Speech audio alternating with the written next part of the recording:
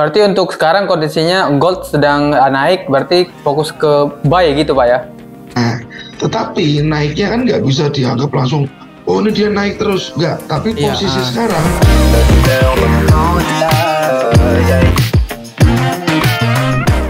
Oke teman-teman, hari ini kembali lagi bersama saya Doni Roganda. Hari ini saya akan berbincang-bincang tentang dunia trading dengan seorang trader yang bernama Pak Megan. Dia adalah trader dari Semarang dan beliau juga sudah cukup berpengalaman di financial market. Jadi kita akan perkenalan terlebih dahulu. Oke, selamat siang Pak. Siang Mas Doni. Mungkin boleh perkenalan dirinya Pak sekilas kepada penonton. Oke, perkenalkan teman-teman, saya Megan dari Semarang Trader Academy. Kebetulan saya di sini diundang oleh pelatihan Profit Rasional untuk podcast bareng Mas Doni yang kedua ya Mas. Iya benar. Dari yang kemarin dengan Mas Hendrik ya. Kebetulan saya kenal trading sudah dari 2008. Cuman saya kenal trading waktu itu masih di dunia broker ya. Dalam arti saya konsennya dulu waktu 2008 itu bukan trading ya, tapi di dalam brokerage company ya Mas. Nah, after di dalam brokerage company makin lama memaksa saya makin harus ngerti tentang trading itu seperti apa. Dan pikiran saya karena trading itu adalah sebuah bisnis ya, yang nggak perlu mengeluarkan biaya operasional, nggak perlu bayar karyawan, nggak perlu sewa tempat, nggak perlu sewa gudang. Sepertinya cukup menarik untuk lebih didalami, karena memang di dalam trading itu kan semuanya akan kembali ke tradernya sendiri. Jadi dari situlah saya mulai menentukan untuk lebih konsen ke dunia trading Mas. Oh, berarti Bapak dulunya itu bekerja di sebuah broker ya? Betul sekali. Oh, berarti kenal tradingnya dari broker dulu gitu Pak ya? Kenal trading dari perusahaan broker. Lalu saya buat Semarang Trader Academy ini mulai 2018 yang mulai bikin Semarang Trader Academy. Saya bikin komunitas, saya mulai ngajar. Konsep dasarnya sih supply demand price action ya Mas ya, untuk yang materi yang saya sampaikan ke audiens. Seperti itu Mas.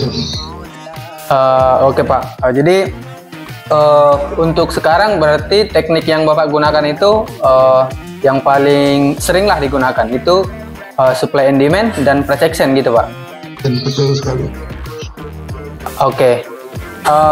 Mungkin Bapak bisa menceritakan lah tentang apa sih kelebihan dari supply and demand ini, kenapa Bapak lebih menggunakan teknik ini dibandingkan teknik yang lain seperti indikator moving average, indikator Bollinger Band atau indikator yang lain. Mungkin Bapak punya penjelasan tersendiri mengenai teknik ini ya. Kenapa saya cenderung suka ya di supply demand price action?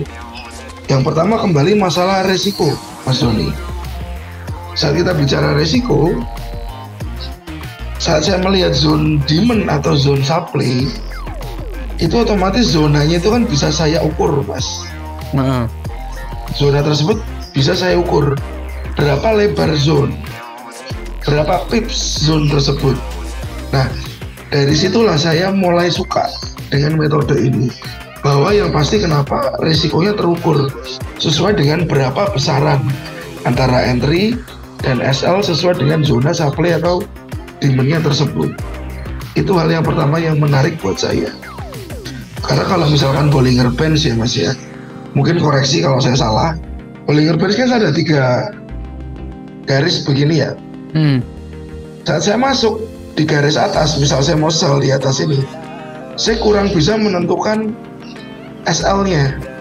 Tapi saat saya Bollinger Bands ini saya tarik ke kiri, ada supply di situ, saya bisa compare antara Bollinger Bands dan zona supply-nya.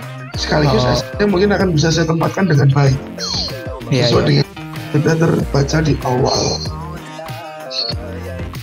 Seperti itu Mas Doni. Oke Pak. Kemudian untuk supply and demand kan itu bagian dari teknikal Pak ya. Kalau menurut Bapak itu strategi yang tidak perlu analisa fundamental, jadi hanya menggunakan riset matematis. Itu apa memang pernah Bapak gunakan atau bagaimana? Dalam arti compare antara fundamental dan teknikal? Enggak, hanya teknikal aja, jadi tidak perlu analisa fundamental gitu.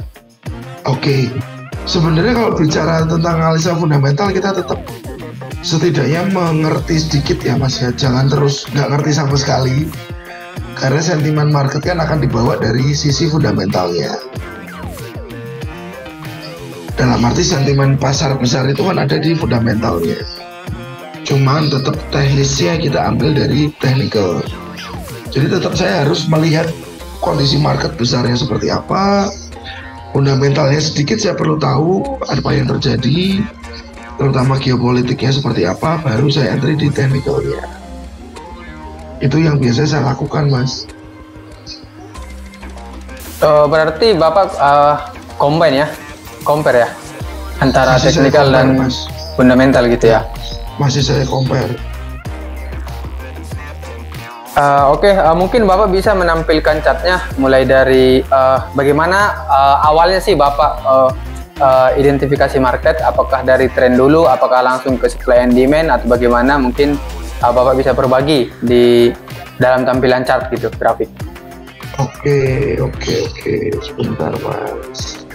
Nah, kalau saya mau mulai bikin sebuah analisa ya Mas ya, saya mau bikin sebuah analisa, pasti saya mulai dari time frame yang besar dulu, terutama weekly. Oh, weekly ya, dimulai dari weekly gitu Pak ya? Ya Mas. Oke. Awal minggunya akan saya mulai dari weekly, misalkan anggap saja ini hari Senin, ya saya akan mulai dari weekly. Nah, ya. Weekly ini akan saya lihat dulu apa yang terjadi sama weekly. Nah, kalau kondisi ini saya lihat di sini ada high weekly belah kiri, lalu saya punya low di sini.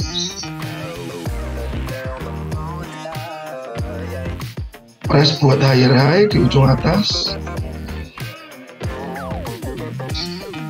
Oke, saya tandai dengan panah-panah ya Mas. Lalu saat dia membuat pola seperti ini, high, low, higher high, ini saya sudah mencari koreksinya Mas, untuk saya mulai buy.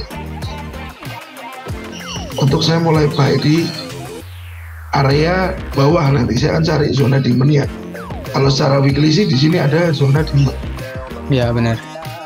Berarti price biar turun dulu sampai ke area demand, baru nanti saya akan cari pola reversalnya di sini untuk melakukan sebuah pembelian. Nah, setelah weekly terbentuk seperti ini, karena sekarang sudah tertolak dari demand dan price naik ke atas, berarti tujuan harga berikutnya kemungkinannya akan ke sini. Kemungkinan ya Mas. Nah, karena price mau ke sana, saya perlu turunin time frame yang lebih kecil. Nah, misalkan saya turunkan ke daily. Oke, ini tujuannya untuk weekly-nya.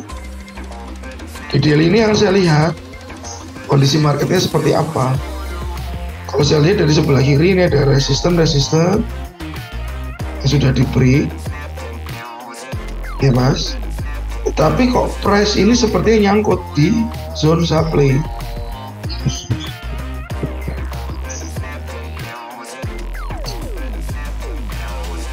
Nah, ini price nyangkut di area si supply-nya.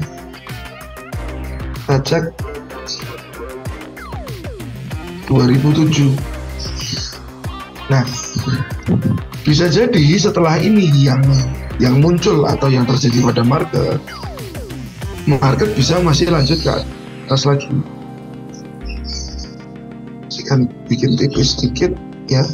Kenapa saya bilang ini masih bisa naik lagi? Karena di sini secara tren kecilnya ini masih muncul sebuah uptrend.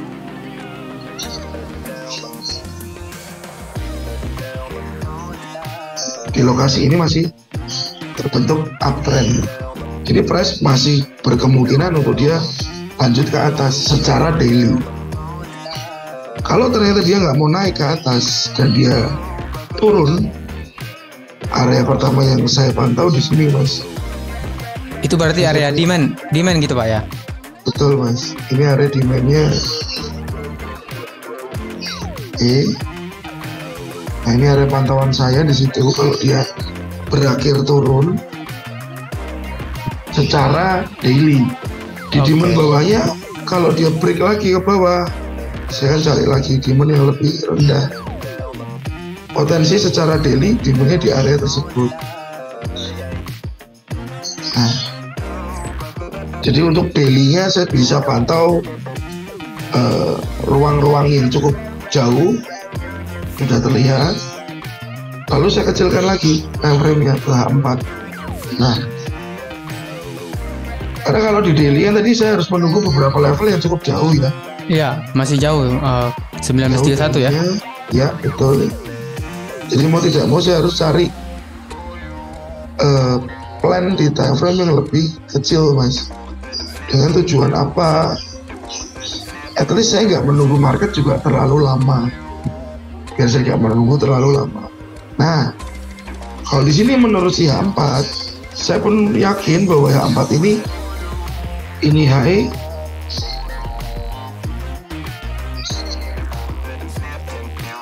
Ini saya punya low. Di sini ada higher high. Nah, cuman di higher high ini yang saya lihat, ini ada dua resisten yang berjajar. Ada dua resisten yang berjajar.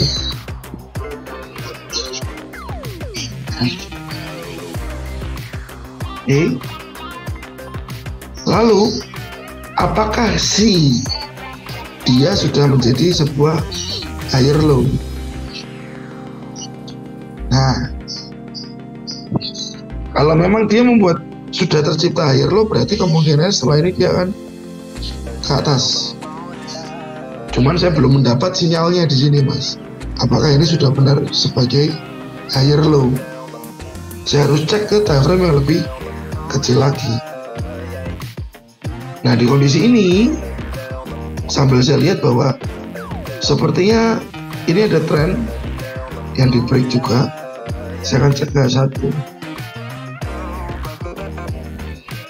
Nah, ini ada trend lain yang di break. Di atas ini saya punya supply. Cuma karena supply ini di situ ada dua resisten yang menurut saya berjajar, saya mesti hati-hati. Karena ini bisa jadi potensial liquidity atau take out bisa terjadi di sana. Jadi mungkin nanti kalau saya mau sell, saya biarin resisten ini ke break dulu, dia ada reversal, baru saya akan sell, Mas. Menunggu si potential fake out ini diambil dulu atau di break dulu, false break dulu. Nah, oke Pak, ini saya nanya sedikit nggak apa-apa ya? Bagaimana kita mengidentifikasi bahwasanya higher low ini sudah valid atau belum? Sementara tadi di time frame H4 kan Bapak bilang belum bisa menyatakan bahwasanya higher low-nya udah valid gitu. Oke, higher low belum valid karena apa? Ini low, ini high, ini di time frame H1 ya. Ini low. Ini saya turunin dulu aja. Ini high. Ini masih lower low, Mas. Higher low di sini akan valid saat ini sudah ada potensi reversal atau bentukan seperti ini. Ini saya hapus dulu yang atas. Nah, sudah ada muncul si higher high di sebelah kanan. Jadi kemungkinan si higher low ini jadi valid.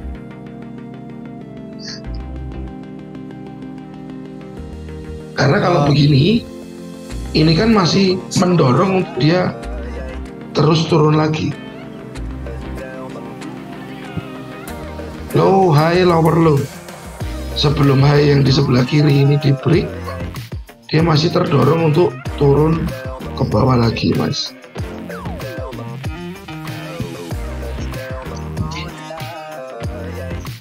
Oke.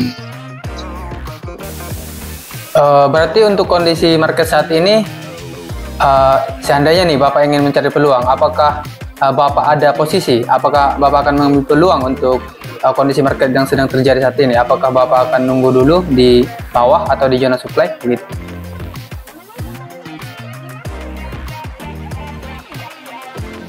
Yang saya pantau areanya ada di sini, Mas.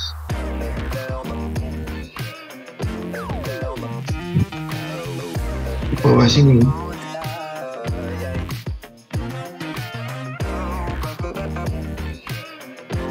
Rujukan saya dari sini. High low, higher high ini. Saya masih menunggu di area ini. Untuk harapannya dia lanjut lagi ke atas. Berarti kurang lebih sekitar 200-an pips gitu Pak ya, ke area demand ya. 200 pips. Kalau saya sih mungkin 20 dari harga sekarang, Mas, maksudnya, Mas. Iya, dari harga sekarang ke demand kan itu kurang lebih 200-an, 200 lebih pips, 1984 ke 1960. 24 poin lah ya. Iya, 24 poin, 240 pips. Berarti Bapak untuk entry itu bisa nunggu berhari-hari. Apa Bapak ada juga untuk entry di time frame low time frame gitu? Memang condong saya sih ke swing ya, Mas. Saya nggak ambil entry yang pendek-pendek. Saya ambil entry-nya yang panjang-panjang biasanya. Pas dalam arti panjang itu time frame-nya karena memang besar ya, saya pakai ya. Oh iya. Untuk entry sih jarang, seminggu 2 kali 3 kali paling entry. Oh jarang intinya Pak, berarti bukan scalping ya, bukan intraday ya? Bukan, Mas. Oh iya. Lebih ke swing. Oke, berarti seandainya nih harga masuk ke area demand, bagaimana Bapak mengidentifikasi bahwasanya demand tersebut akan ditolak oleh market? Kan bisa juga demand tersebut di break oleh market dari atas kan begitu? Betul sekali. Sebenarnya sih kondisi ini kalau di minggu ini ya, Mas ya. Minggu ini mulai hari ini mungkin saya sudah nggak akan entry. Karena apa? Besok sudah ada NFP. Karena buat saya kalau ada NFP itu biasanya dia akan kasih sign untuk sebulan ke depan ini dia mau seperti apa. Sebulan ke depan dia mau seperti apa. Jadi biasanya kalau Kamis, Jumat ya ada NFP, saya nggak entry. Saya entry-nya minggu depannya, Mas. Cari setupnya minggu depannya. Nah, ini kan monthly-nya seperti ini ya, Mas. Iya. Monthly-nya seperti ini. Kalau saya jujur aja, saya nunggu monthly ini turun sampai ke garis area ini. Oh. Siapa tahu NFP-nya bikin harga emas blok, anjlok. Pikirnya akan saya cari. Harapannya sih NFP bikin emas anjlok dulu sih. Sementara ini. Ini yang saya pantau. Tapi nggak menutup kemungkinan juga. Ini kan weekly, ya Mas ya. Iya. Weekly dari open minggu ini dia dari open langsung turun. Dari open langsung turun. Bisa aja nanti closing Jumatnya dia jadi candlestick yang naik. Nggak menutup kemungkinan kan. Jadi saya perlu sinyal dulu. Terutama NFP itu saya bikin sebagai acuan. Monthly-nya yang dibentuk seperti apa. Karena ini kan masih seperti ini aja kan, Mas ya. Dia mau turun dulu atau naik dulu. Karena di sini saya sudah punya patokan bahwa ini adalah demand monthly. Dan di sini ada resisten monthly. Nah, seperti itu Mas. Oke Pak, jadi tadi Bapak menyinggung masalah NFT ya. Mungkin kita boleh bertanya juga nih tentang NFT. Bagaimana pandangan Bapak tentang fundamental lah? NFT kan termasuk news ya, bagian dari fundamental. Bagaimana pandangan Bapak terhadap NFT bisa mempengaruhi XAU-USD? Di dalam kondisi sekarang sedang ada kondisi geopolitik di Israel versus Gaza. Jadi seandainya nih data NFT bagus, data NFT bagus, apakah ada kemungkinan untuk emas turun? Oke. Kalau kita lihat ya Mas, dari yang lalu-lalu, Oktober tanggal 6, September tanggal 1, ini semua strong. Datanya bagus ya? Datanya bagus Mas. Cuman NFT sekarang ini tiba-tiba drop US. Ekspektasinya gitu Pak ya? Dia drop. Cuman kan kita nggak bisa berpatokan ke ekspektasinya ini. Iya Kita benar. tetap patokannya aktual terhadap si ekspektasi ini. Kalau misalkan dari angka lalu ke sekarang ini kan sudah turunnya cukup jauh nih Mas. Iya Pak. Apalagi ini nanti keluar di bawahnya ini lagi. Keluar di bawah ini lagi. Potensinya si Mas naik XAU ini gitu Pak ya? akan lanjut lagi ke atas. Potensinya Mas. Iya benar-benar. Dan saat sudah ada lanjutan naik ke atas, berarti supply ini broken. Minggu depan kita bisa menyimpulkan mau apa, karena sudah ada sinyal yang cukup jelas. Daripada saya paksakan untuk entry di hari Jumat tersebut dengan sinyal yang belum jelas. Karena kan kadang-kadang NFT berefek dari malam itu setengah 8 keluar, kadang-kadang sampai subuh dia masih turun terus. Iya benar. Naik terus kan begitu kan. Iya. Daripada kita kena di tengah-tengah itu, mendingan saya tunggu di minggu depannya setelah signal itu terjadi. Jadi saya tahu harus ngapain lah dari bentukan dari Jumat tersebut. Seperti itu Mas Doni. Jadi tetap harus kita melihat ini sih. Saat dia strong atau weak, hasilnya ke pasar seperti apa. Bukan strong atau weak kita langsung buy atau sell, enggak. Tapi kita lihat dulu hasilnya seperti apa, baru reaksi marketnya seperti apa. Kembali ke teknisnya, teknikalnya. Berarti seandainya nih hasilnya lebih baik dari ekspektasi, itu apakah Bapak akan tetap mencari peluang buy atau malah mencari peluang sell? Seandainya di atas 179k? Kalau di atas 179 berarti kan US-nya strong. Iya. Berarti kemungkinan tren naik high low, higher high, higher low ini kemungkinan kan bisa di break Mas. Bisa di break kan.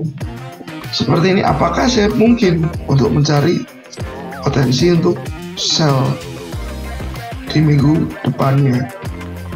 Saya akan cari koreksi dulu, lanjut sell. Targetnya udah kelihatan 1931. Kalau sampai di ini di break. Oh, berarti Bapak patokannya ketika datanya bagus, lebih baik dari ekspektasi, Bapak akan sell untuk XAU gitu Pak ya? Mencari peluang sell untuk XAU? Ya, setelah ada sinyal pastinya Mas ya.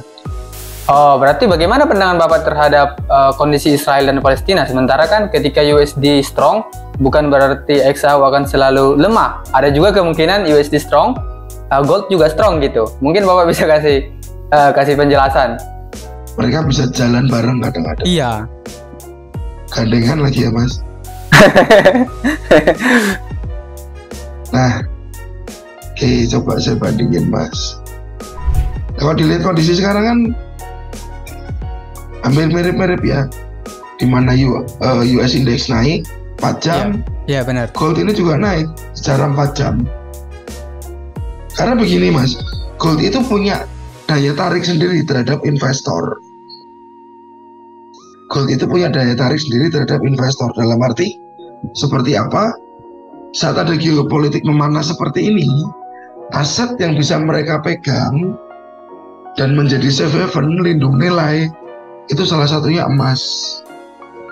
Jadi kenapa US dollar-nya naik, emasnya ikut naik.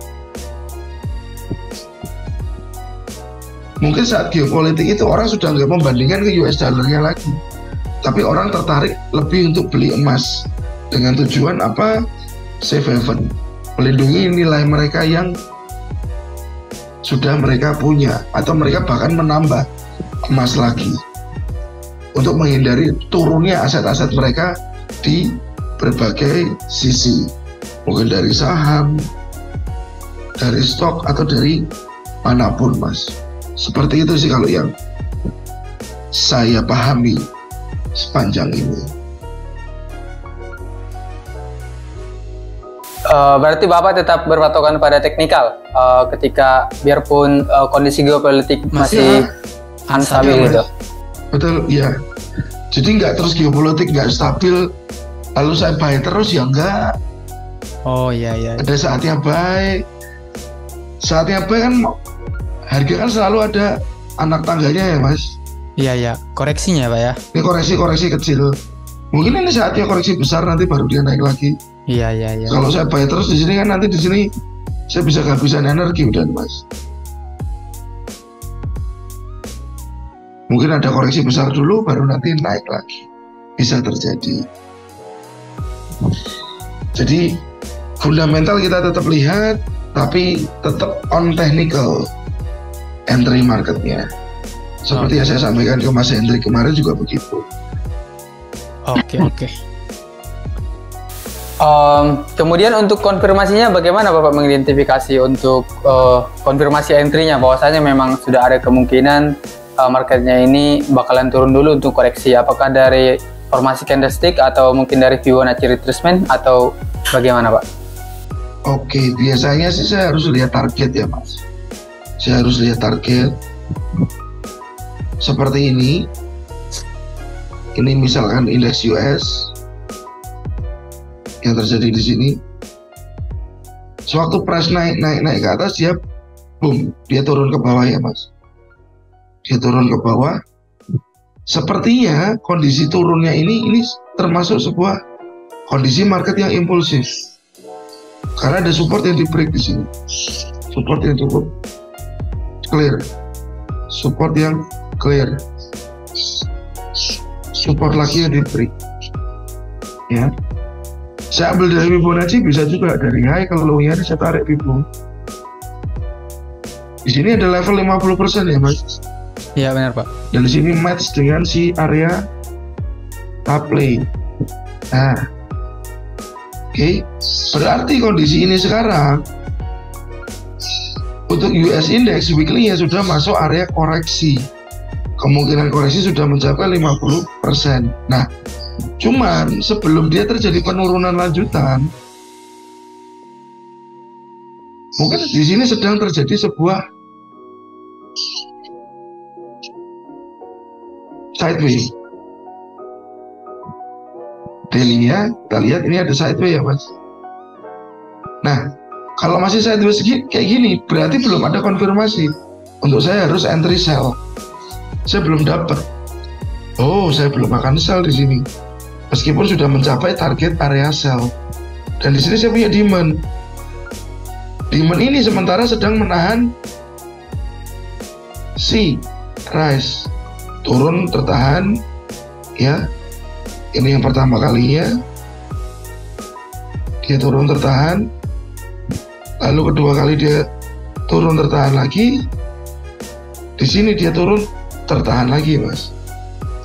Jadi untuk membuat saya yakin bahwa price ini akan turun, saya harus melihat demand ini broken dulu. Brokennya bisa sedikit baru naik atau lanjut dia ke bawah ya, atau dia broken yang seperti ini, Mas. Broken dan lanjut ke bawah. Nah, mana yang terjadi ini yang saya tunggu.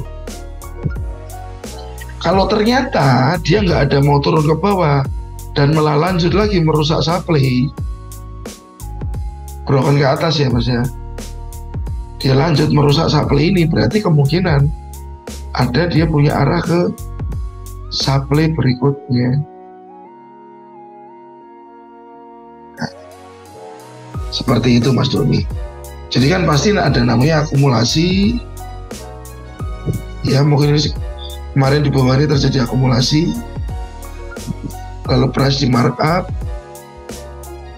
Sekarang ini mungkin akan terjadi distribusi. Cuman saat distribusi terjadi ini harus ada sideway dulu. Ya sekarang terjadi. Ya, ada sideway dulu. Entah mungkin nanti akan ada manipulasi dulu baru turun, bisa juga. Tapi yang pasti demand tersebut harus pecah sebelum saya entry sell. Oke Pak, jadi kalau misalnya untuk fase akumulasi sama manipulasi, apakah akan selalu ada fase akumulasi kemudian fase manipulasi sebelum distribusi? Apakah akan selalu muncul atau bisa juga fase akumulasi setelah itu tidak ada muncul manipulasi baru langsung distribusi? Ada kalanya seperti itu Mas, tanpa manipulasi lalu terjadi distribusi ya. Tetapi pada intinya saat market bergerak naik, high, low, higher low, higher high ya. Di area ini resisten ini ya Mas ya. Oke. Di resisten ini sebelum dia terjadi penurunan, berpotensi di dalamnya itu akan ada gelombang-gelombang yang lebih kecil. Nah, seperti ini Mas Yuni. Secara kasat matanya sih terlihat gelombang yang besar ya. Setelah terjadi gelombang yang kecil ini, ada spike atau ada fake out, ada apapun di sini, ini kemungkinan terjadi sebuah manipulasi. Baru setelah itu price turun. Setelah price turun, sebelum dia mau diangkat ke atas lagi, potensinya sama. Dia kan ada pola seperti itu lagi. Meskipun bentuknya nggak selalu rapi, bentuknya nggak selalu bagus, tapi akan selalu ada pola-pola pembalikan seperti itu. Atau orang bilang Quasimodo lah ya Mas ya. Tidak selalu ada, tetapi sebagian besar itu muncul QM sebelum dia berbalik arah.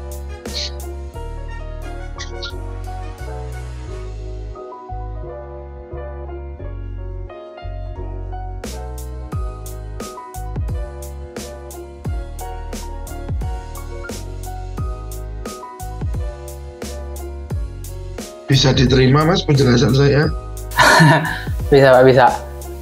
Siap. Berarti ketika ada kondisi seperti ini, Bapak akan mengambil retrace-nya juga, retracement-nya, atau hanya fokus kepada reversal? Bisa terjadi Mas. Kalau saya ya pastinya saya nggak, kalau dibilang fokus ke reversal nggak juga, saya lebih fokus ke follow the trend Mas. Saya lebih fokus ke follow the trend. Berarti untuk sekarang kondisinya gold sedang naik, berarti fokus ke buy gitu Pak ya? Nah, tetapi naiknya kan nggak bisa dianggap langsung, oh ini dia naik terus, nggak. Tapi posisi sekarang, si gold ini kan sudah mencapai sebuah target supply yang fresh. Nah ini harus jadi hal yang kita perhatikan juga Mas. Iya. Supply yang fresh maksudnya belum pernah disentuh ya? Gitu Pak ya? Yes. Iya. Seperti itu. Memang lagi uptrend, tapi kita jangan lupa melihat ke sebelah kiri bahwa dia sudah mencapai sebuah supply. Kalau kita nekat buy terus nih, repotnya juga bisa keplanting ke bawah kan Mas? Iya benar-benar. Seperti itu. Seperti Nasdaq kemarin, ini kan trennya turun ya Mas? Trend daily ya Pak ya? Ya benar. Ini trennya turun. Ini berpotensi setelah ini juga sudah ada break ke bawah, ini lower low sudah ada. Ya waktu naiknya ini saya akan coba cari sell area yang ditawarkan ada beberapa area. Tinggal kita cari aja nanti area yang sekiranya cocok atau sesuai dengan risiko kita, dan area itu direaksi dengan baik oleh harga. Oke Pak, jadi contohnya kondisinya sekarang nih Nasdaq itu berada di area supply. Ketika nanti contohnya Nasdaq ini sudah masuk ke area supply dan ada tanda-tanda pembalikan arah, bagaimana Bapak menentukan resikonya? Resikonya sampai mana seperti itu? Apakah di atas swing high sebelumnya atau bagaimana Pak? Atau di atas supply yang terakhir atau bagaimana Pak? Oke. Untuk stop loss-nya gitu. Siap. Nah kemarin itu ya Mas, kemarin itu saya sempat punya plan sebelum ini terjadi lower low ya. Saya punya plan untuk saya memantau area di sini Mas. Ya, saya memantau area supply di sini. Ini saya bikin begini dulu aja biar jelas. Nah, oke. Sewaktu ini low di break muncul lower low, price retrace ke atas cukup kuat ya Mas. Iya, benar. Nah, ya sempat cukup kuat. Di sini akan saya cari konfirmasinya untuk saya sell. Di mana di dalam zone supply itu Pak ya. Nah, konfirmasi sellnya saya harus benar-benar melihat dalam arti apa resiko dan target yang saya punya. Resiko dan target yang saya punya. Nah, waktu price masuk ke sini, ini kan higher low. Ini higher low lagi ya Mas. Nah, waktu higher low ini di break, berhasil di break, baru ini muncul lower low Mas. Kelihatan ya Mas ini ya? Ya, kelihatan Pak. Lower low. Jadi kalau dilihat strukturnya bentuknya begini.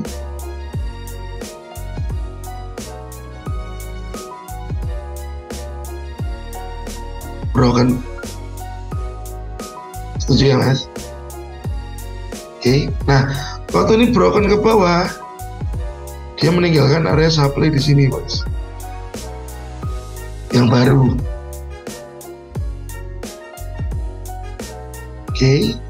Nah, lalu selain di situ saya harus pantau juga area supply di atas ini. Baru saya kecilkan time frame.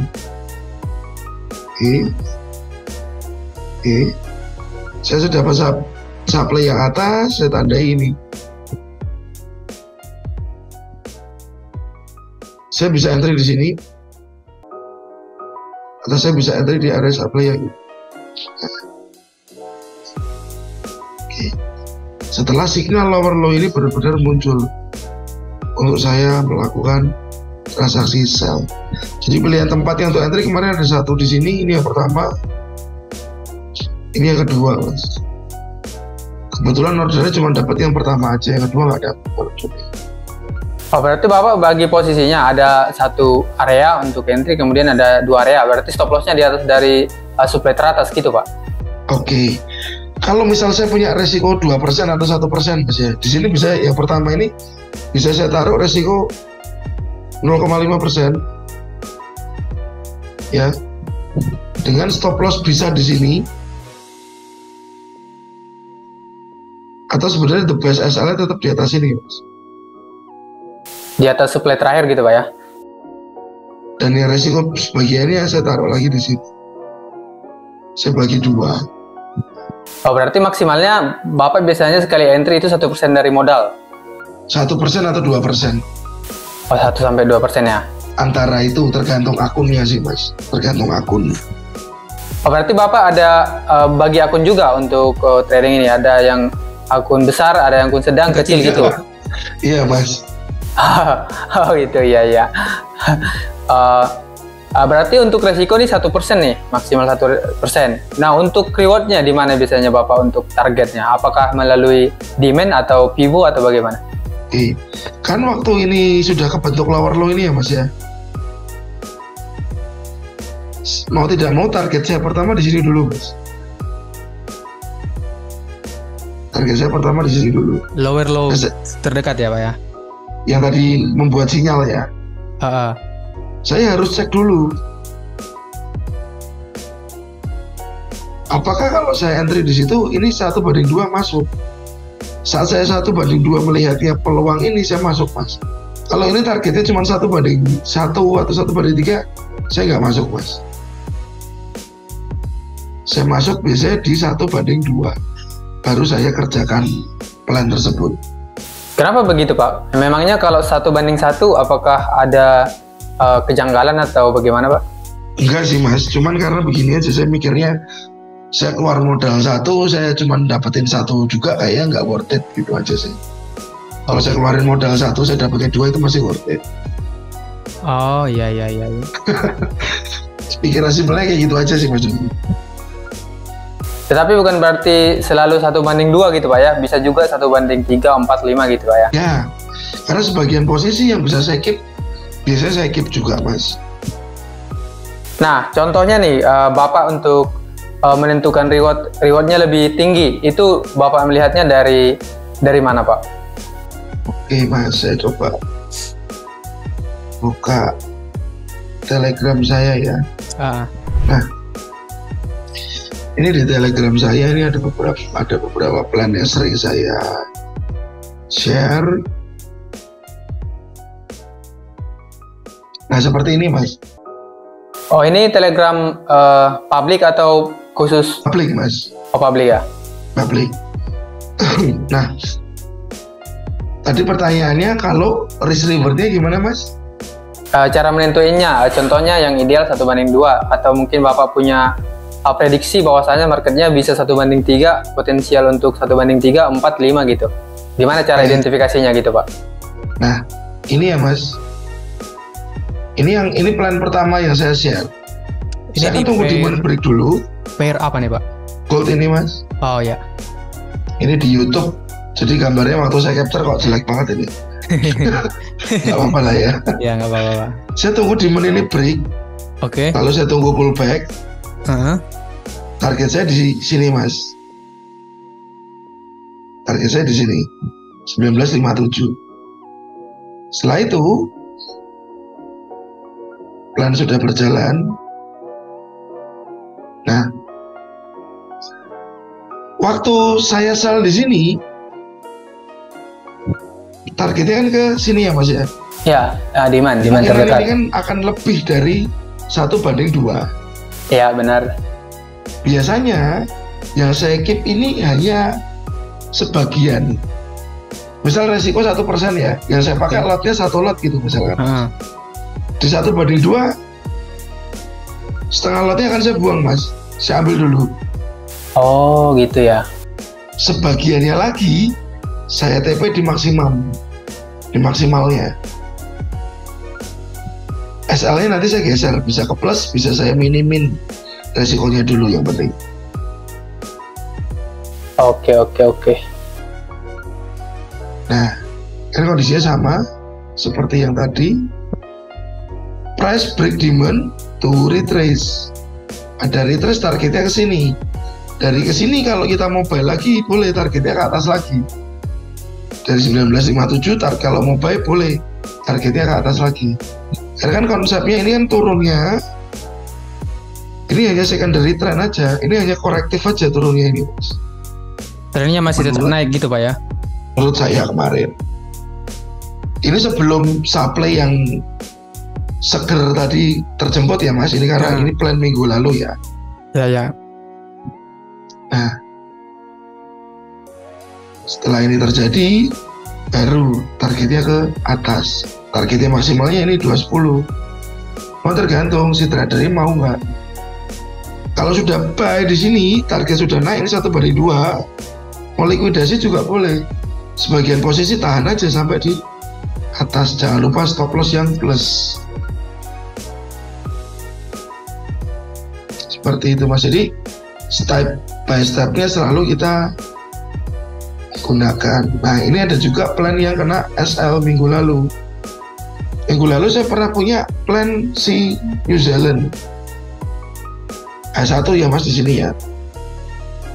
Ini saya anggap ini ada higher high. Cuman saya agak ragu sih dengan ada SR flip-nya. Saya harus tunggu reaksi di sini. untuk saya bisa ikut buy. SR flip itu gimana maksudnya Pak? SR flip itu support become resistant atau support resistant yang bertukar, Mas. Oh, cuma beda istilah aja ya? Ya.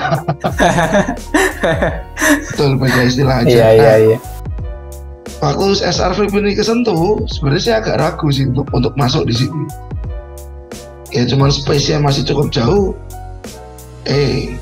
Ternyata price break ke bawah. Broken demand-nya. Dia masih lanjut ke bawah. Jadi selama apa ya Mas? RR kita 1:2 ya. Tadi kan Mas bertanya Mas Roni, kenapa 1:1 nggak dikerjakan? Kalau 1:1 saya kerjakan Mas, saya 10 kali entry, ya 5 kali salah, 5 kali benar, 1:1, saya hanya break even aja Mas. Oh begitu ya Pak ya? Tapi saat saya entry 10 kali, 5 kali salah, 5 kali benar, saya masih ada sisa untung dari yang 1:2 itu tadi. Itu kalau win rate-nya 50% kan maksud Bapak kan? Win rate-nya cari aja bottom aja 50% Mas. Kalau win rate-nya tinggi kan beda lagi Pak. Contohnya 1:1 menangnya 7 kali. Ya. Beda lagi kan? Ya, betul lagi. Iya. Betul. Tapi yang saya lakukan sih itu memang dari pengalaman saya sih Mas. Lebih nyaman 1:2 ke atas gitu ya Pak ya? Ketemu rumusnya sendiri lah Mas, ceritanya begitu. Iya. Jadi nggak berdasar dari apa orang bilang apa enggak, tapi memang itu yang sering saya lakukan dan konsisten saya lakukan 1:2. Jadi waktu New Zealand ini kena SL, buat saya no problem karena masih ketutup dari si emas atau dari si gold. Ini plan minggu ini yang belum berjalan karena saya harap dia turun ke demand, ambil liquidity di bawah ini, tapi ternyata dia belum mau turun. Lalu Kanada ini juga belum terjadi, price belum sampai ke demand, mungkin itu ini buat minggu depan. Lalu si gold itu saya masih berharap mungkin price akan turun ke demand ini dulu. Oh ini plan sebelumnya Pak ya? Ternyata sampai nggak dia ke demand? Apa langsung naik? Belum Mas, belum sampai, masih mau mulai mendekat. Tapi seperti dia terkoreksi lagi ke atas.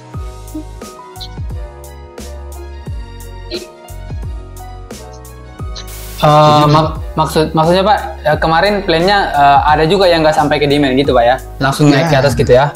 Betul Mas. Iya. Berarti ada yang contohnya. Ada yang order yang tidak dijemput juga ya? Betul. Misal dalam seminggu, ya weekend gitu kan saya bikin plan Mas. Saya bikin plan paling mayor pair, gold, tambah Dojo, Nasdaq. Kalau Bitcoin masih menarik ya saya ikut Bitcoin. Tapi kan nggak semua plan itu bisa dikerjakan dengan baik atau area yang kita tuju dijemput kan gitu, nggak selalu kan Mas. Iya benar. Kadang-kadang seminggu itu kan kita cuma menunggu doang area tersebut. Seperti euro ini juga menunggu doang gitu Mas. Si euro.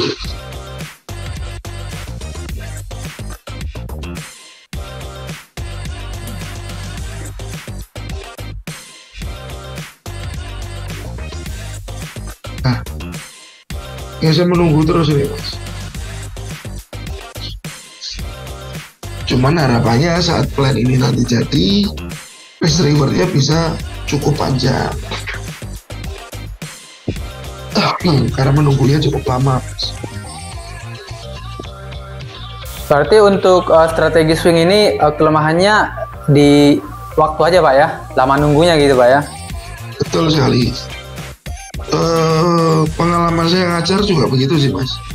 Orang yang biasa scalping dari pendek-pendek kita ajak untuk swing, mereka menolak, hasrat dirinya itu menolak untuk swing. Dia pengen yang hari ini masuk, hari ini keluar. Iya, tergantung karakternya lah Pak ya. Ya beda orang, beda karakter. Agak susah, betul. Untuk dirubah agak susah. Tapi ini strateginya menarik sih untuk yang bekerja kan, yang punya kegiatan kan gitu Pak ya. Jadi nggak Ya, betul. nggak tiap hari mantau market gitu. Ya, betul sekali. Paling mantau market cukup project session aja kan Mas. Sesi malam Iya. cukup untuk pantau di sana. Berarti Bapak itu seringnya pair yang paling sering di trading kan itu di pair apa Pak? Apa sama aja semua? Sama aja sih Mas semua. Sama aja semua. Cuma yang paling sering ya euro, pound sterling, gold. Untuk di stok US jarang juga. Kayak Stok dojo gitu. US, dojo Nasdaq entry Mas. Oh, Cuman momen-momen weekly aja ya. Dalam arti weekly-nya ini kelihatan bagus baru saya ikut masuk. Oh gitu. Betul sekali. Untuk tekniknya sama aja Pak. Mau di teknik di forex, di gold, mau di Sama Mas. stok sama ya. Seperti ini semua ya.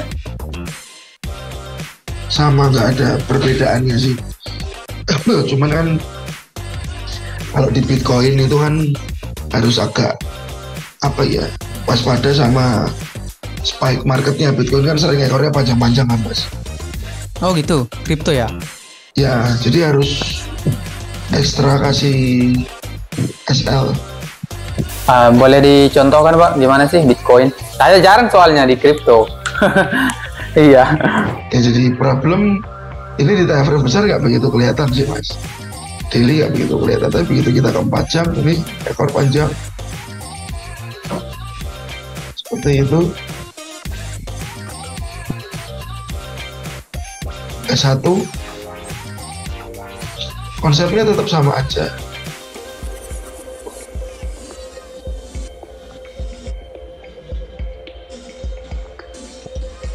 Ekornya panjang-panjang seperti ini. Ini juga. Ini di pasar forex kan jarang ya seperti ini ya Mas ya. Kalau di gold sering sih Pak, gini. Di gold itu pun kalau S1 masih jarang Mas. M15, M5 yang baru sering. Ini S1. Coba kita bandingin ya.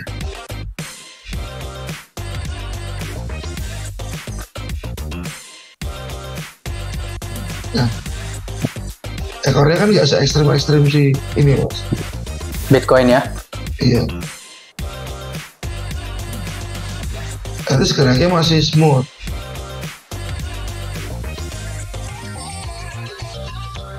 Kalau ini kayak gini nih yang agak bikin repot. Lalu seperti ini, shadow ini panjang. Kelihatan ya Mas ya?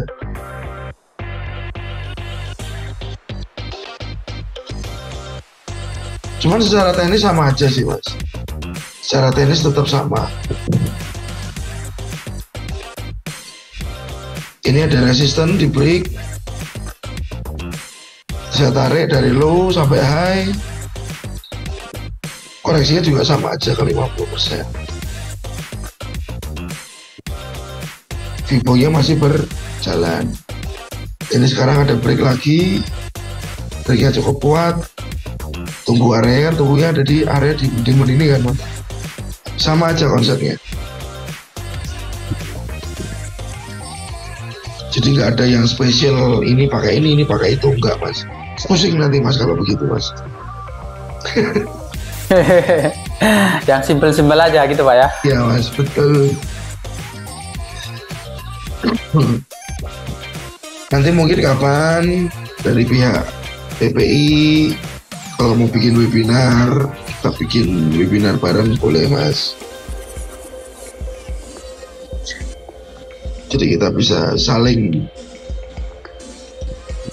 mencerdaskan apa ya, audiens lah. Karena kan jujur audiens di forex ini kan yang perlu dibangun itu kan sebenarnya dari sisi mental dan mindsetnya. Ya itu sih yang paling penting Pak. Makanya sekarang kalau saya bikin webinar kebanyakan memang isinya tentang psikologis dan mindset. Karena banyak orang yang trading itu pengennya ya pengen bisa buat bayar utang, pengen bisa buat nutup kebutuhan. pengen bisa buat apa ya, gaya hidup seperti itu. Padahal trading kalau bisa ya dibuat penghasilan sampingan itu yang pas, yang paling pas seperti itu. Cuman karena mindsetnya salah, tindakannya jadi salah. Karena yang paling sering kan tindakan yang keluarkan impulsif, ya, yang tanpa berpikir panjang. Dia melakukan apa yang dia pikir benar dan dia pikir akan menjadi sesuai dengan harapannya si trader. Padahal kan market ini nggak bisa dibilang harapan ya mas. Market ini kan objektif dan dia pun dinamis. Nggak bisa sesuai harapan kita. Saya punya saham banyak, saya ke floating, harapan saya turun, belum tentu turun. Market bisa naik terus. Seperti kondisi kemarin, market naik cukup banyak dari low sampai high.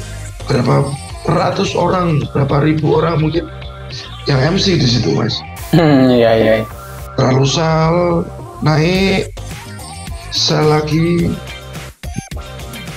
naik lagi, sell terus. Di sini top up, habis top up sell lagi. Di sini MC terus turun. Wah kan itu minta ampun. Jadi sih kalau saya pribadi sekarang yang sering saya kerjakan yaitu tadi mas, saya lebih pengen membangun mindsetnya orang-orang yang trading ini tadi, biar mindsetnya lebih bener, biar mindsetnya itu nggak salah kaprah tentang trading. Karena masih banyak sih influencer trading yang masih menggunakan flexing untuk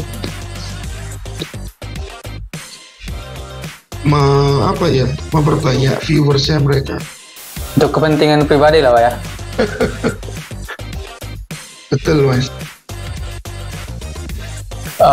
Berarti dari awal nih, biasanya contohnya pemula nih, dari awal biasanya berapa lama yang dibutuhkan agar bisa menguasai trading ini, mulai dari teknik, psikologi, benar-benar menguasai gitu. Mungkin kan beda-beda nih Pak.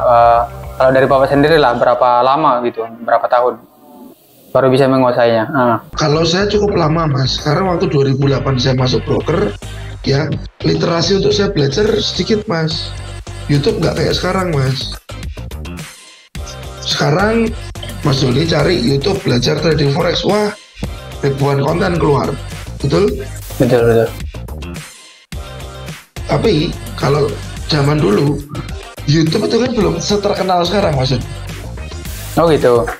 Iya, kita search YouTube aja masih loading itu webnya YouTube. Masih belum terkenal lah, dan literasi tentang trading belum sebanyak sekarang. Parah, zaman dulu parah lah mas. Lalu dulu waktu saya trading itu pun saya pakainya 2008 ya. Chartnya saya harus ngeprint mas. Gak bisa seperti TradingView sekarang saya buka web atau aplikasi TradingView tinggal jalan, gak bisa. Dulu nggak ada Android mas. Kita pakainya PC, komputer. Oh. MT4 aja itu fiturnya masih parah. Market EVA, Instaforex zaman dulu. Instaforex belum keluar malah. Nah, dari situ literasi yang kurang membuat kita berkembangnya susah. Kalau sekarang literasinya banyak, infonya banyak, tapi banyak info yang misleading juga. Orang-orang jadi kedistrak otaknya karena apa? Info yang bagus dan info yang jelek ini carut marut jadi satu. Orang sekarang Gen Z ini akan susah membedakan ini info yang benar yang enggak, yang mana nih. Itu kelemahan zaman sekarang di dunia trading. Kalau dulu kurang literasi, sekarang literasi ini banyak. Tapi ya itu tadi, yang menyesatkan yang mana, yang nggak menyesatkan yang mana kan orang harus ngerti. Dan saya bilang sebenarnya yang harus dipelajari bukan metode dulu mas. Apa dulu nih Pak? Money management dulu. Mindsetnya ya Dan money managementnya harus dikuati dulu, baru kita bicara metode. Kalau dia belajar metode terus, nggak akan ketemu metode yang 100%. Mungkin dengan teknik breakout minggu lalu, 2 minggu lalu, yang trading gold dapat banyak mas, profit besar. Tapi bulan lalu yang trading breakout mungkin kena sideways terus, nggak berjalan. Jadi kita memang harus punya kepercayaan diri terhadap teknik yang kita gunakan masing-masing ini. Saran saya yang harus dipelajari itu mindsetnya dulu dipersiapin, konsep yang ada di otak itu dibenerin dulu, baru kita berbicara metode dan yang lain. Konsep di otak dibenerin, money management masuk, ya, baru semuanya akan berjalan dengan baik. Karena kalau metode di depan itu akan salah kaprah ke belakang. Mindset dan money management itu yang paling penting menurut pandangan saya. Karena jangan sampai orang masuk dunia trading dengan mindset yang masih salah, dia nggak akan berkembang. Karena harapannya atau ekspektasinya terlalu berlebihan. Setuju Mas Doni? Setuju Pak, setuju. Sambil minum Mas? Ya Pak, sambil ngopi juga nggak apa-apa Pak. Jangan metodenya dulu yang dipelajari, tapi money managementnya dulu, mindset di otaknya dimengerti dulu. Bahwa konsep tradingnya sebenarnya itu orang tuh mau apa, tujuannya mau apa. Kalau memang dia pengen trading for life, kita bicara modal dulu. Kamu sudah siap nggak dengan modal untuk trading for living? Jangan bilang kalau Anda punya uang $1.000 Anda mau trading for living, bullshit. Emang pengeluaran kita sebulan cuma $50? Enggak. Karena begini mas, saat kita punya modal ya 100% modal kita, target kita pengen profit berapa? 5%, 10%. Nah itu pun juga risiko yang bisa berbalik kepada kita. Ya benar. Jadi itu pedang bermata dua. Kita kibasin dia ke depan, kena ke musuh, kita tarik begini, kita mau lawan musuh, ini juga berisiko kita. Pedang ini bisa kena muka kita juga kan. Nah jadi saat kita bicara tentang targetmu berapa? 10%. Oke, berarti resiko yang siap saya terima pun 10% per month. Targetmu berapa? 100%. Oke, berarti kamu siap hilang dong duitmu. Nggak bisa kamu bilang targetnya 100%, tapi saya nggak siap risiko uang hilang. Ya, mending ditampung aja. Jadi kalau buat saya, mindsetnya dibenerin dulu. Orang harus ngerti dulu, alokasinya dana seberapa, ya. Dana terlalu kecil juga nggak bagus, dana terlalu besar juga nggak bagus, standar aja. Ya sekiranya kalau dia trading dan hilang dia nggak miskin, dan kalau itu trading dan hilang dia pun terasa, jadi dia akan lebih sayang ke uangnya gitu loh mas. Karena kalau dia terlalu kecil, wah ini receh lah, dia sembarangan sama akunnya dia. Kalau dana terlalu besar dia kan takut, fear buat trading. Ini saya masuk nggak, entry nggak, karena apa? Dananya terlalu besar di sana. Misal saya punya uang 1M saya masukin ke trading semua. Saya mau entry, saya mungkin takut mas, karena apa? Dana saya di sana semua. Tapi kalau saya punya 1M, saya sisihin mungkin 200 juta buat saya trading. Itu hilang 200 juta, saya nggak miskin, saya masih punya 800 juta. Tapi 200 juta itu juga berarti buat saya tradingnya akan hati-hati. Jadi nggak bisa orang trading dengan uang kecil terus. Dan orang harus punya scale up the trade. Ya scale up itu yang mulai berpikiran bagaimana modal ini dibesarkan, bukan profitnya yang dibesarkan. Kalau profitnya dibesarkan ya itu kita tradingnya short term, kadang profit besar, kadang MC, kadang profit besar, kadang MC. Nggak jauh beda sama gambler malahan. Jadi memang mindset, progres otaknya kita memang harus di reprogramming dulu sebelum kita mau join ke dunia trading atau masuk dalam dunia trading. Sebelum itu terbentuk dengan baik, ya itu akan polanya akan begitu. Saya mau trading $1.000 harusnya besok jadi $2.000. $2.000 harusnya besok jadi $4.000. Nah itu ujung-ujungnya hancur Pak ya. Nah kan begitu Mas Abi. Jadi mindset dulu dibenerin, kita lihat dulu dia mulai belajar trading karena apa ya. Ada orang-orang yang belajar trading di tempat saya, ada beberapa orang yang dia benar-benar pemula, dia baru dengar-dengar, lalu dia memaksakan mencoba untuk masuk ke dalam dunia trading ya Mas. Itu akan agak susah karena dia belum punya pengalaman sama sekali. Itu agak susah, cuma dia fresh. Ini enak mindsetnya untuk dibangun. Dia akan menerima materinya susah, tapi enak untuk mindsetnya dibangun. Kedua, ada orang yang sudah habis-habisan Mas. Dia mau belajar trading karena apa? Dia sudah kolaps di trading, habis ratusan juta miliaran. Dia mau belajar. Nah, ini agak susah. Dia materinya akan cepat masuk. Ya, materi akan cepat masuk. Tapi reprogramming otaknya ini susah. Karena apa? Polanya yang lama ini akan susah kita hilangin. Polanya yang lama masih nempel sama beliaunya ini. Ceritanya kalau gelas ini airnya nggak kebuang dengan apa ya Mas ya, nggak kebuang dengan sempurna lah. Nah, ada orang yang mau masuk trading karena kena robot trading, dia baru mau belajar. Banyak Pak ya. Ya kan? Banyak seperti itu kan Mas. Banyak. Orang yang belajar trading karena habis profit besar di kripto, tahu-tahu kriptonya scam, profitnya hilang, akhirnya dia memutuskan untuk belajar trading forex. Ada orang yang belajar dari saham.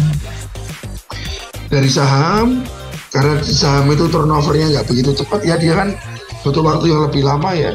Dia mau cari turnover yang lebih cepat di forex ini tadi. Cuman biasanya orang yang di saham beralih ke forex, dia agak kaget melihat market yang kok cepat banget ya. Iya. Tapi nanti lama-lama enak. Jadi saya harus ngerti juga kalau saat saya ngajar itu orang itu backgroundnya seperti apa. Jadi biar pola saya terapkan ke dia nggak salah. Karena setiap kelas pun yang saya ajar, saya mulainya akan beda-beda Mas. Saya masuk dari sisi ini, sisi itu, sisi ini, sisi itu. Karena audiens setiap kelas kan akan berbeda. Backgroundnya, latar belakangnya, kenapa dia masuk trading, kenapa dia belajar trading, atau memang buat pensiun. Ada kan yang seperti itu, yang sudah mau pensiun, dia menyiapin untuk belajar trading. Nah, cuman yang jadi masalah itu satu, waktu. Kadang-kadang orang itu nggak mau berproses, nggak mau makan waktu, pengennya instan, pengennya cepet. Nah, itu yang menjadi kendala untuk pengajar seperti saya Mas. Oh, berarti Bapak ini sekarang punya kelas juga untuk untuk trading gitu ya, untuk seluruh Indonesia. Berarti online apa gimana untuk kelasnya? Online ya. Online. Saya tunjukin ya Mas ya. Oh boleh Pak. Ya, seperti ini kelas reguler batch 22 ya Mas. Saya sudah ngajar 22 kelas ya. Setiap saya ngajar pun saya selalu lampirkan notulen, video record kelas dan tugas pasti. Jadi ini pun nggak cuma dari Semarang aja, tapi dari macam-macam. Jadi fokus saya sekarang ke trading sendiri, ngajar, ngisi double talk, ngisi acara, ataupun kita bicara tentang training technical. Sedang mau mencoba mengcombine antara trading dan hipnosis Mas. Untuk menghilangkan trauma-trauma trading.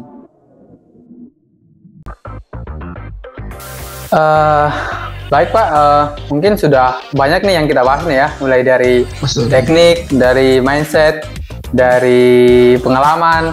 Jadi mungkin teman-teman udah bisa mendapatkan inspirasi lah ya dari apa yang kita bicarakan hari ini ya kan, dari podcast ini. Oke ya Mas ya.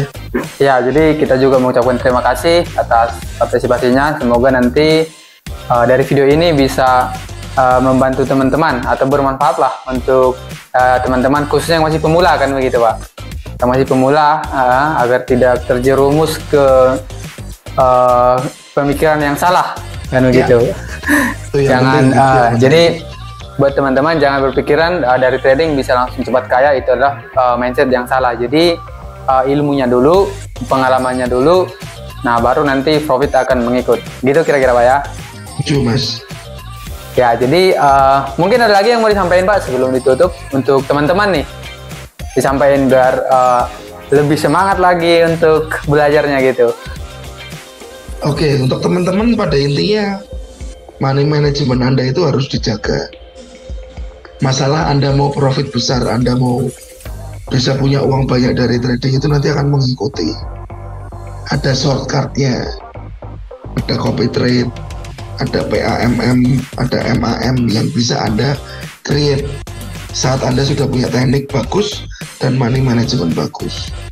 Ya, jadi Anda nanti bisa ke akun manajemen yang setidaknya Anda trading dengan uang Anda $1.000-2.000, tapi seperti Anda punya tradingan dengan akun ratusan juta. Seperti itu Mas. Jadi money management dan tekniknya dimatangin dulu, baru nanti bicara untuk mendapatkan income lebih dari mana akun manajemen. Saran saya di situ aja Mas, nggak usah keburu-buru. Oke, baik Pak, itu saja. Ada lagi Pak? Cukup? Aman, itu aja Mas. Oke, jadi terima kasih untuk waktunya Pak. Semoga semakin sukses ke depannya dalam mengajar, dalam tradingnya, dan dari segala bidang. Semoga Bapaknya semakin sukses dan rezekinya semakin lancar. Amin, doanya sama buat Mas Doni dan tim. Oke Pak. Ya, jadi kita akhiri untuk podcast hari ini. Semoga bermanfaat buat teman-teman. Nanti untuk videonya kita upload dan kita akan kasih notif ya buat Pak Megan ya. Siap Mas. Mungkin mau di re-upload. Ntar bisa ditonton di YouTube perusahaan gitu Pak. Iya Mas. Ya, jadi itu saja ya teman-teman. Kita sudah bahas panjang lebar. Mudah-mudahan teman-teman bisa mengulang atau bisa juga berkunjung ke YouTube ya, channel YouTube-nya Pak Megan. Ke channel YouTube-nya kita juga bisa untuk belajar teknik, kemudian psikologi ataupun apapun mengenai trading, supaya teman-teman bisa memiliki wawasan yang lebih luas tentunya. Jadi itu saja, semoga video kita kali ini bermanfaat buat teman-teman, dan jangan lupa di like atau di share jika video ini bermanfaat. Sampai jumpa di next video berikutnya. Kita mohon undur diri, selamat sore dan salam profit. Thank you Mas. Oke, terima kasih Pak Megan. Sampai jumpa lagi Pak. Terima kasih.